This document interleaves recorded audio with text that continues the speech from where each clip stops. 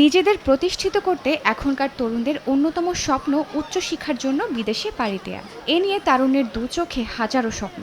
সময়ের সঙ্গে পাল্লা দিয়ে প্রতি বছরই বাড়ছে বিদেশগামী শিক্ষার্থীর সংখ্যা। ২০২৩ সালে ইউনেস্কোর একটি প্রতিবেদন বলছে, বাংলাদেশ থেকে গেল বছর বিদেশে পাড়ি জমানোর শিক্ষার্থীর সংখ্যা ৫২,০০০-এরও বেশি।